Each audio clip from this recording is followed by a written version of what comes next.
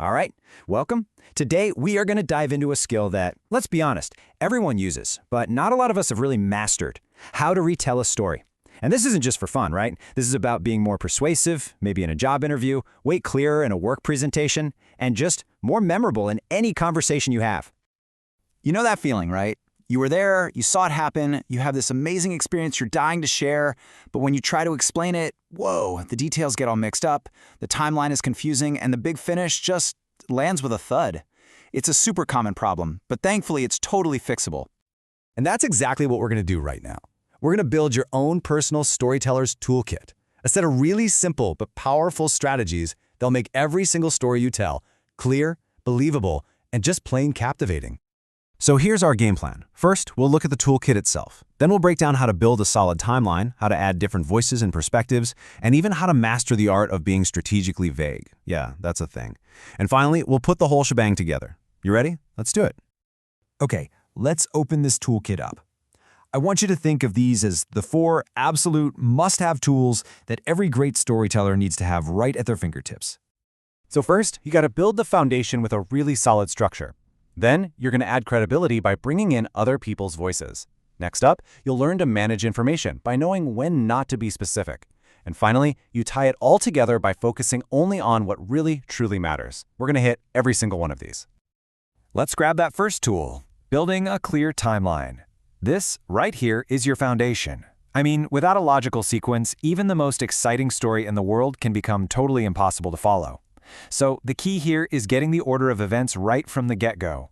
Sequence is everything. Now, what's so cool about this is how simple grammar can make a scene feel alive. The engine of your story is built on these things called narrative tenses. You use the past simple for the big actions, the stuff that happens one after another. You know, he went, she said.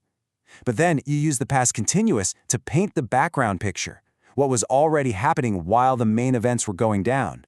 And to make sure your listener never gets lost, you give them signposts. That's what these time markers are. Simple little words like first, then, and eventually. They are incredibly powerful.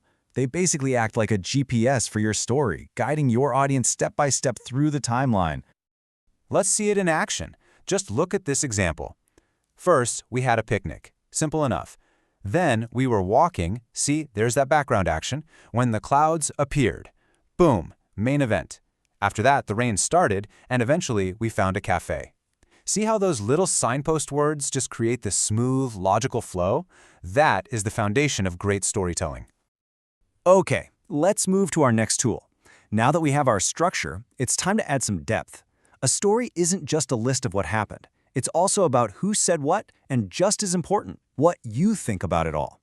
This is how you make a story feel real and how you make it personal. One of the absolute best ways to add credibility is with direct quotes. This is when you repeat someone's exact words, word for word, and you wrap them in quotation marks. It just adds this layer of authority and precision. It's not just you saying it, it's what the police officer actually stated. Now, the alternative to that is using indirect quotes, or what some people call reported speech.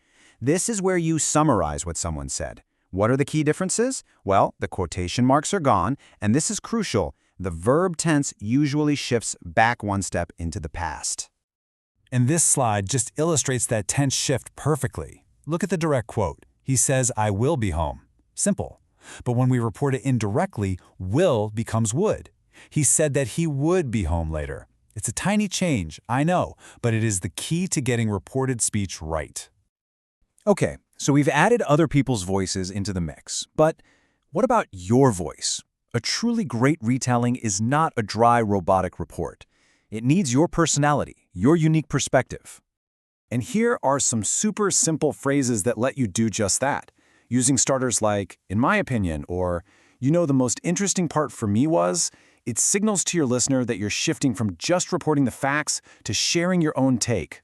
This is what makes the story uniquely yours. All right, tool number 3. Now, this one might seem a little backwards. We're always taught to be specific, to give all the details, but I'm here to tell you that learning how to be strategically vague is a total storytelling pro move. So why on earth would you ever want to be vague? I mean, when is that actually a good thing? Well, the answer is pretty simple. You use vague language when you either don't know the exact details or, and this is key, when those details just aren't important to the story.